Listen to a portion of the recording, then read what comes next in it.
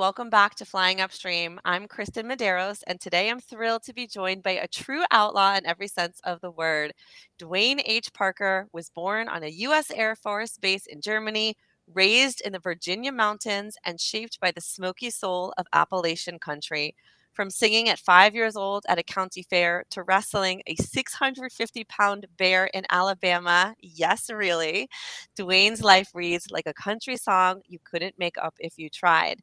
He's opened for legends like T. Graham Brown, Gene Watson, Neil McCoy, and Marshall Tucker Band. He's shared the stage with some of the finest in the business, played biker bars and VFW halls, and been recognized with a Platinum Songwriting Award from the Nashville Music Festival. But more than accolades, Duane has a story of grit, faith, authenticity, and refusing to compromise who he is. So grab a seat because we're going on a wild ride with one of Outlaw Country's most honest voices. Duane, welcome to Flying Upstream. Thank you for having me. Amazing. All right, so let's start at the beginning. You first sang in public at just 5 years old. What do you remember about that day at the Burton Fair, and how did you know music was your calling? Well, my daddy he played, and so I was listening to him in the womb, and it's just I love music. I love my dad, and I love to hear him sing. He played the Berkeley Fair, and he said he asked me if I want to sing Kalijah, and I got up there and sang it, and the crowd just went nuts. And I was too young for stage fright, and so all I did was fall in love with the crowd. I thought I was Elvis Presley, and I knew that was what I had to do the rest of my life was sing, and I just fell in love with it right there. That's beautiful. And how lucky that you found your favorite thing in the world. You found your calling at such a young age and you're able to just dive right into it. Not all of us are so lucky.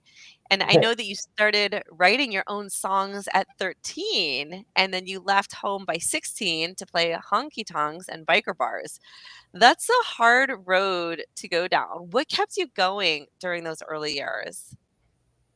Well, you know, back then I thought I was Superman. My granddaddy raised me up. He was a Depression era World War II vet, and I was raised not knowing that I couldn't. I there was no such a word as can't. So I mean, whatever I put my mind to, I just did it. And I did things that defied the law of everything, and it was because I didn't know no boundaries. I didn't know I couldn't do it. I just did it anyway. uh, so that was never a question in my mind. I just did it. Uh, That's beautiful. That's a true free spirit in you. And so tell me about writing your own songs. Were you inspired by what was happening in your own life?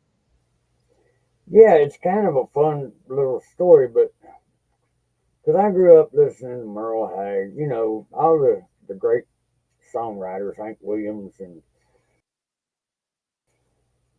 all them, and I knew that's what I thought everybody did. I thought everybody wrote their song. I didn't know that somebody wrote a song and then somebody would sing somebody else's song. I just thought it was their story. So in my mind, every song that somebody sang, I thought was theirs, and I thought that's what you had to do.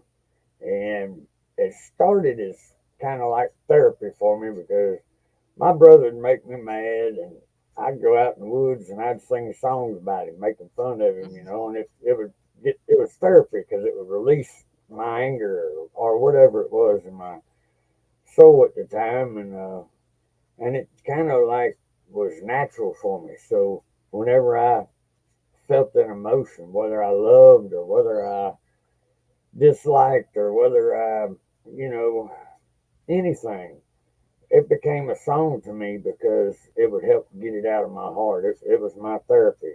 And so I mean, everything I do is just natural because I don't know, I can't explain it. It's just, it's just the way it is. And it carried on till I was singing a song I wrote about a dog I had. is a song called "Buck Drinks from a Mercedes Hubcap," Mhm. and it's funny because somebody had dropped off a Sharpay, and I didn't want it, and I was building a set of steps on the back of the trailer, so I never named him.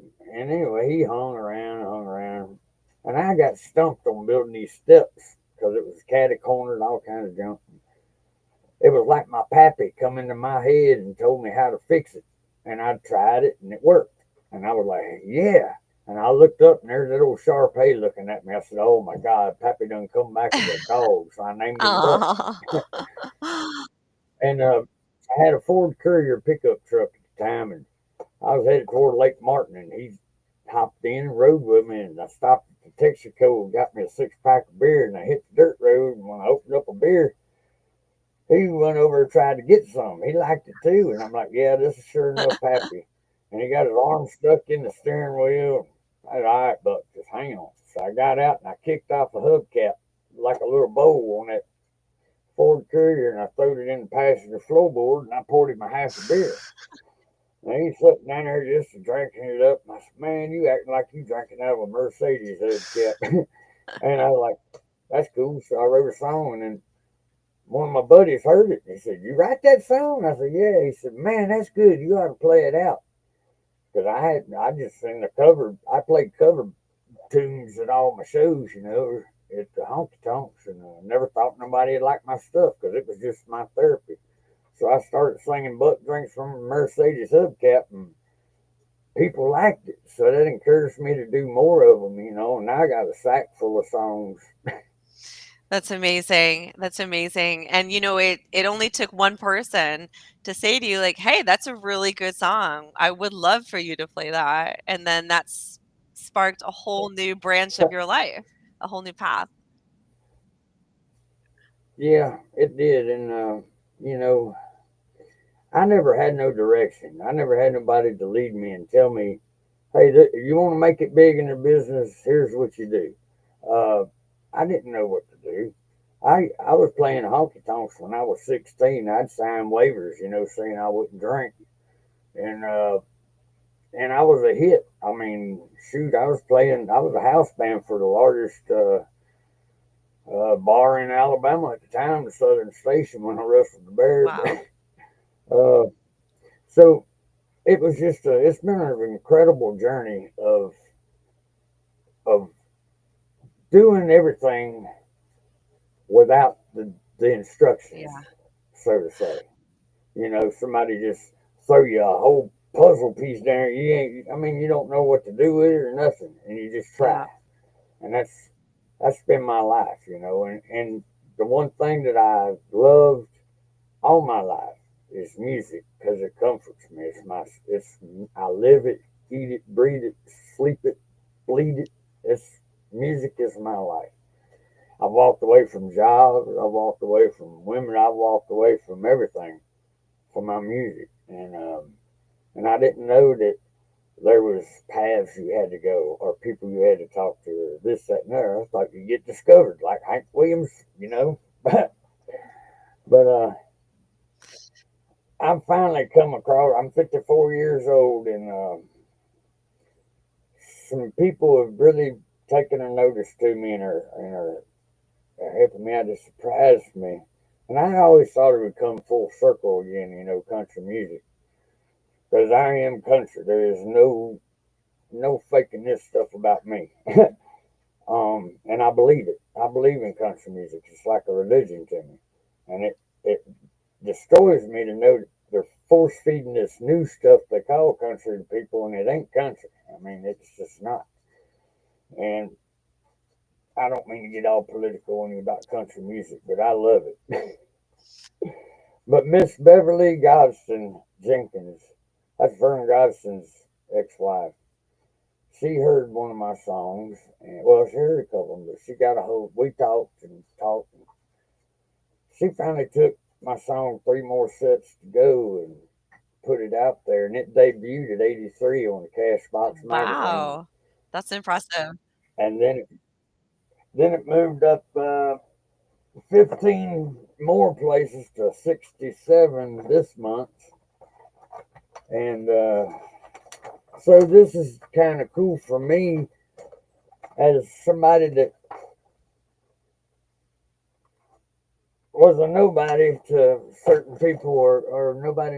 You know, I finally got, I'm getting worldwide exposure and fans from all over. So my story to the whole wide world is, you know, even if you don't know what you're doing, if you love it and you have a passion for it, this ain't for everybody. And there ain't many people that would do what I would do, like leave the house with $40 in your pocket from Alabama and play your way to Montana and back, because that's scary. That's, you know, you don't know what's going to happen, and with no backup, no plan, just go. And that's the faith that you got to have. I mean, if you believe in yourself and believe in what you do it. You got one time to live, one time around, and that's it. There ain't no start over. Um, So that's the way I believe. and that's such an impressive mindset to have where you have true courage. So courage is doing something even though it's scary. As you said, you left the house with $40 and you're like, I'm going to make this work. This is what I love to do more than anything. And I'm just going to make it work the best I can. I'm going to play every bar from here to Montana and just have a blast doing it, which is really courageous. You know, I think so many people in our world have a lot of fear of failure, fear of embarrassing themselves, being ashamed, disappointing their families, and to be able to put that aside is really commendable, really commendable. So, you know, I know you're maybe looking at it like, oh, I didn't know any better. I was young when I started this, but you know, no, it's like good for you. And the fact that you're even forging your own path is incredible too, right? So, truly amazing. I've never been a follower.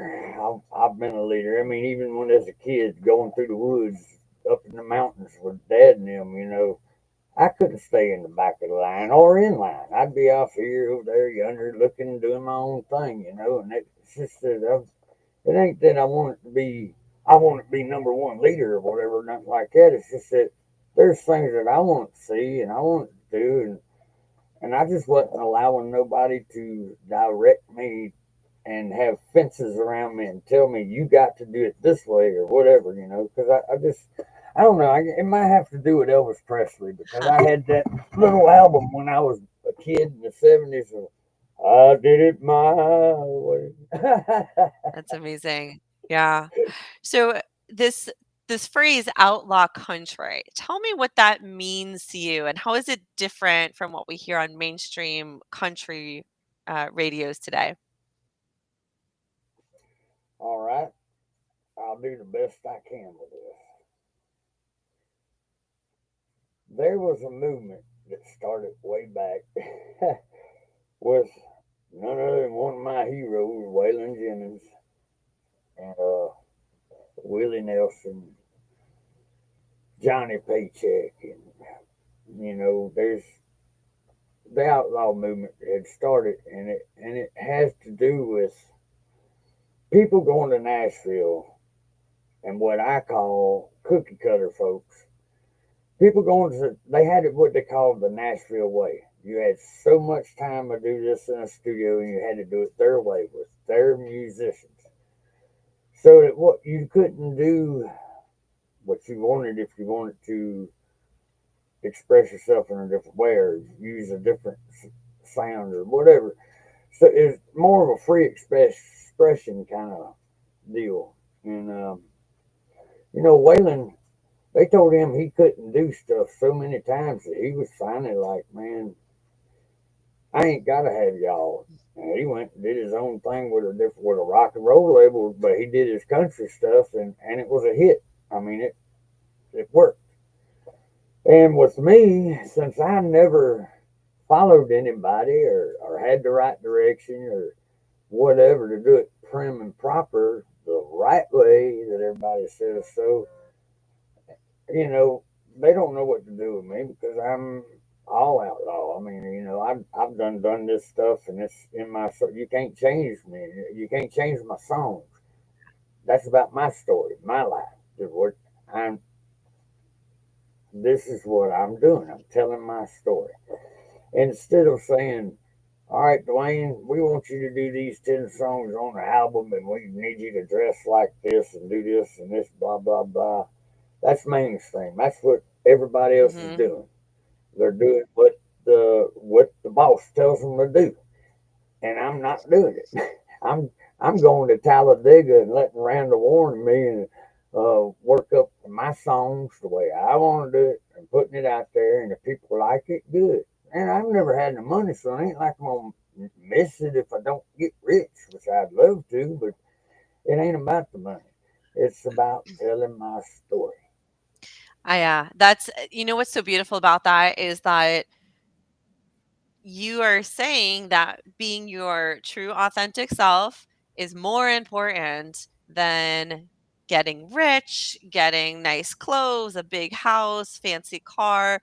That's more important to you. And that is really at the heart of true happiness in life, right? They say you can't buy happiness, and it's true. It's really true. I mean, yeah, is it nice to have nice things? Sure, but it doesn't really make you happy. And I know that, when people who are in your position, right? When it comes to that moment where you're going to go on to the your next life, you're going to look back and say, "I had the best life ever." Even if you're Yeah, yeah, even if you're not super wealthy, because you are really staying so true to your core values, and that is exactly at the heart of what we talk about being a free spirit is exactly this. You're paving your own way. You had no one telling you do it this way, do it this way. You're like, no, I'm going to figure it out for myself. Some of it is hard, probably a lot of it is hard, but you're still doing it on your own. So, there ain't many people cut out to do what I've done now. okay, so I have a question for you about some of your performances. Now, you've played everywhere from Moose Lodges to the Grand Old Opry. What's been one of your most memorable performances and why? Mm. At the Georgiana Hank Fest in Alabama, uh, my buddy Wesley Dennis, I played bass with him, and he let me do open up for him, and then Gene Watson. But that night, that whole festival was probably one of my all time highs because I got I got to play with Lum York on stage. He played spoons with me. He was one of the last. He was one of the original drifting cowboys that was in Hank Williams' band, and he played spoons for me on stage. And I don't know if you see this or not, but Don Helms, he was the famous steel guitar player for Hank Williams. He autographed me a book, so I got to play with two of the original drifting cowboys out because of this. On stage in Georgiana with Lum York, though, it was really, really cool. But my dad, Gene Watson, was there that night. And when Dad got out of the service, like I said, we moved from Germany over to the Virginia, the mountains. And Keith Hanline from Houston, Texas, had started a shop in Harrisonburg, Virginia. And Keith Hanline is the one that fronted the money for Gene Watson's career. And every time Gene Watson would come through, he'd stop there at Town and Country Motors, and my dad would service his bus. And since Dad picked guitar and he knew Keith Hanine, they'd all meet up and wait on Mama to get off. We'd pick her up at she was a waitress at a steakhouse. And I remember sitting on Gene Watson's lap watching a Bermuda Triangle on black and white TV in Keith Hanline's basement. Just a little kid. But my mama, he had come out with I, I got it here somewhere. But anyway, he come out with his album that had the one-sided conversation on it, and he autographed it to my mama. Aw. And so all these years later, when I opened up for him that night, I took that album back, and it was raining so bad. It was mud up to your neck. I mean, it was bad. and he was in the bus, and I went over and I knocked on his door, and he opened it up and looked at me, and I got let me in. I showed him that album, and he re-autographed it to Oh, me, and I got that album with two Gene Watson autographs from decades later, and that's one of my highlight moments. That was cool. that's such a special moment. That's so neat. And I can appreciate that it was something from a long time ago and then kind of bringing it full circle. And it makes me wonder how your relationship with music evolved over time. Do you approach songwriting or performing differently now than you did when you were in your teens or your 20s? Now it just happens. It's like breathing. I was at a songwriter convention in Nashville, and they was trying to get all technical and talk about the science of it. And I'm sitting there laughing like y'all are fools, man. It ain't like that. You know, I feel like you can be taught something, learned, and it don't matter. If you ain't born with it, then you ain't. You're just to learn Yeah, something. Because they said, well, the left side of your brain does the logic. That means you write the structure with that one. And then the creative side is the other side of your brain. And then you do this. So most people either do the tune and then write lyrics to it, or they write lyrics and somebody puts tune to it. And I'm sitting there, I finally got tired of it. And I said, wait a minute. All right, so let me just say this. Most of my songs, and really and truly, most of my songs I've written in like 15 minutes or less. And it all comes out together, lyrics and tunes. So what does that mean? My brain's scrambled or what? Because there ain't no science to that. It's just natural for me. yeah. So I love that. You truly, truly have a gift, Dwayne. Okay, I want to switch gears for a minute here because we are going to do something we've actually never done live on our podcast before. And I am so honored and grateful, Dwayne, that you're going to play some music for us right now. I Yes. will. And maybe you could tell us a little bit about what you're going to play, and then we'd love to hear it. Yeah. I'm gonna do the song that charted that's out right now, and it's moving up pretty good. And from what I heard, it's 67 this month, and I heard that it's moving on up. The DJs are liking it, and I hope it does. You know, I'd like to see it number one. But many years ago, when I wrestled the bear, it was 1993, and he broke my leg in 7 places. And of course, that kind of traumatic. It was spiral breaks too. That trauma, it was bad. But like I say, I was Superman. I just didn't know when to quit. I took a Valium that a waitress had given me and went out and chugged a half a fifth of ancient age whiskey. And I was laying in the back of a Toyota pickup truck holding a roll bar, cussing my buddies as they was yanking on my foot trying to set it because it was pointed backwards. And they finally got it snapped kind of in place. And I said, I got 3 more sets to go before I get paid. Because back then, music, I mean, you know, music, being an old carpenter, a lot of times neither one of them paid very good, but it was all I had. I said, I got 3 more sets to go so I can get a paycheck. So they get a hold of me and walk me in, get me on the stool, and they put the guitar in my hand, and I guess all the shock and the whiskey and whatever kind of pill that girl gave me all hit at the same time, and it was lights out. I wiped out a 20-piece drum set, but the last thing I remember was the owner's niece. I can't even remember her name now, but I thought she was so beautiful that, like, I thought she was an angel coming to get me as I was passing her. Oh, And then, so when later on that week, I wrote a song about her, and it's called 3 More Sets to Go. And it was one of my personal songs that I never sang out to nobody or did. And this last album I did on I Ain't Johnny Cash, I decided to put it on there, and I'm glad I did because it's caught a lot of attention, and there's a story behind that song. I love that.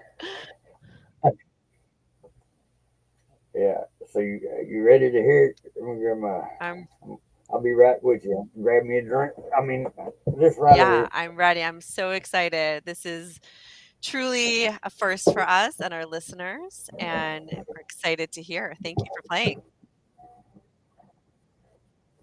Oh yeah. I'm glad y'all have me.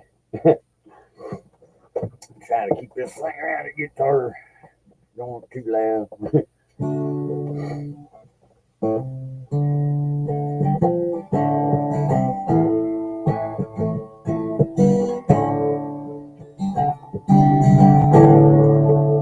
In the smoky neon amber, I see her body's outline in the night.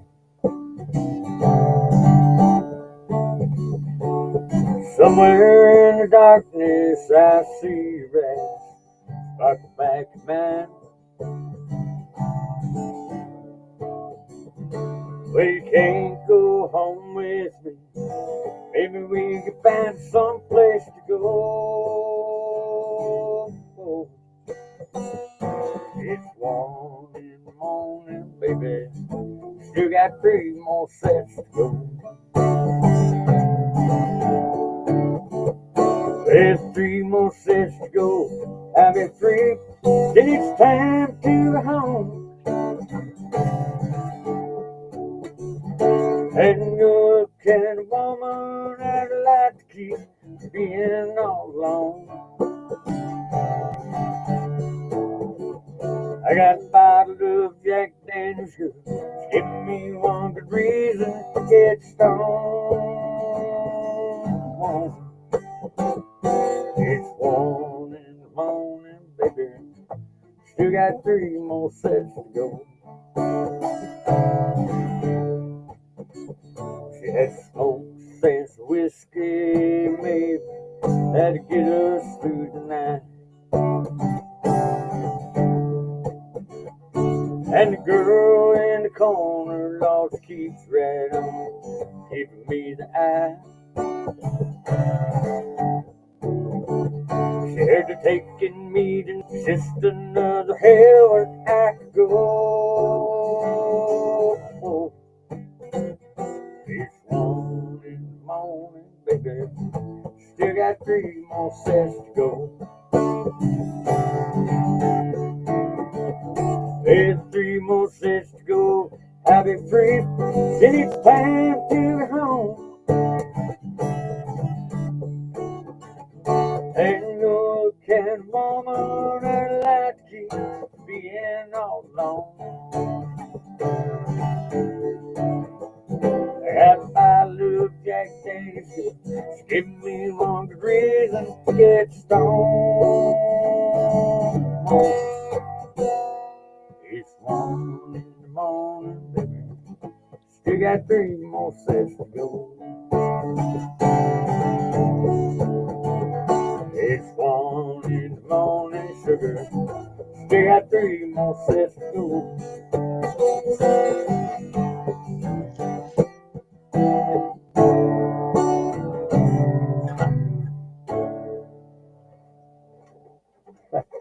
Woo! That was incredible. Thank you, thank you. Amazing. Thank you for sharing that song with us.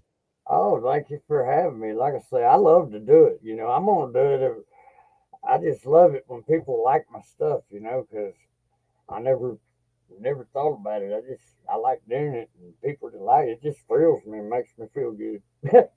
That's better You than know money anyway.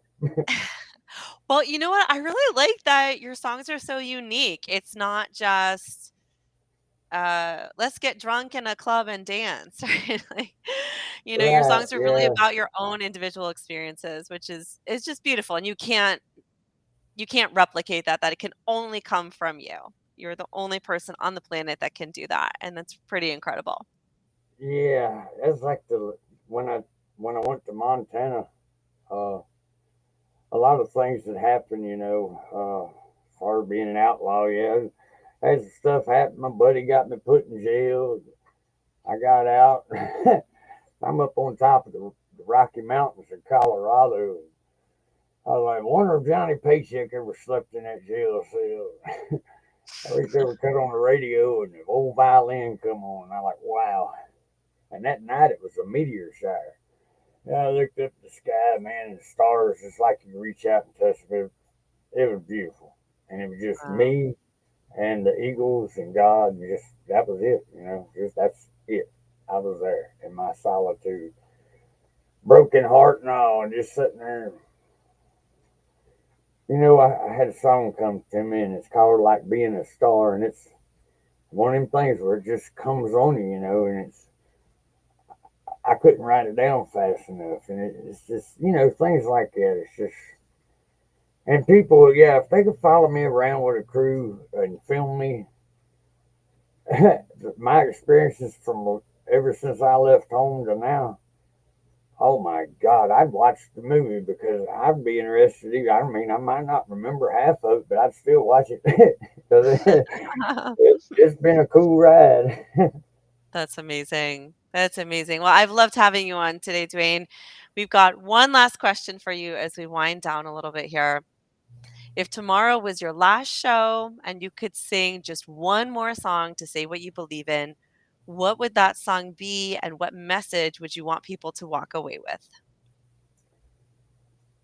Well, my whole life I've been singing my songs, and you know that's cool. That's history. They're on CDs. You can listen to them after I die. But my personal, somebody made me pick and choose a song one time, and this means a lot to me. Uh, I can't tell you how much it means to me, but Jessie Coulter, she wrote a song for Waylon Jennings, and it is a story that everybody should know, whether they like the song or the music or whatever. If it was written on a piece of paper and you read it every day, it's something that scriptures are made out of. And do you want to hear it, or you just want me to tell you what it was? Yeah, I'd love to hear it. So Jesse wrote this for Waylon Jennings, and this is what I would sing. Storms never last, do they, baby? Bad times I'll pass with the wind. Your hand in mine stills the thunder. Your love makes the sun wanna shine. You followed me down so many roads, baby. We picked wildflowers, I sang you soft, sweet songs. Down every road we took, God knows our search was for the truth. And the clouds that screw and now won't be black. And storms never last, do they, baby? Bad times I'll pass with the wind. Your hand in mine stills the thunder. Your love makes the sun wanna shine.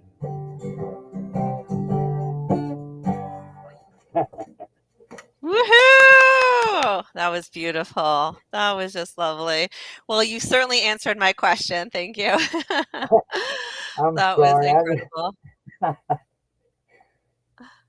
No, that's beautiful. Thank you so much, Duane. It has been an honor, an absolute honor to have you here with me today. And I thank you so much. Gosh, okay. And what have I learned? Well, we've learned that you are not just an outlaw musician, that you're really living proof that staying true to your voice, even when the world tells you to be quiet or quiet down, is worth the fight. And from the Appalachian roots to international fans, from honky tonks to heartbreak, Duane's journey is about grit, grace, and going your own way. Make sure to stream I Ain't Johnny Cash. You won't regret it. And check out Bottle of Survival on all platforms. Duane, thank you for reminding us that no matter the road, if you believe in what you're doing, you never stop walking it. And to all of our free spirits listening, keep questioning, keep exploring, and keep flying upstream. Until next time.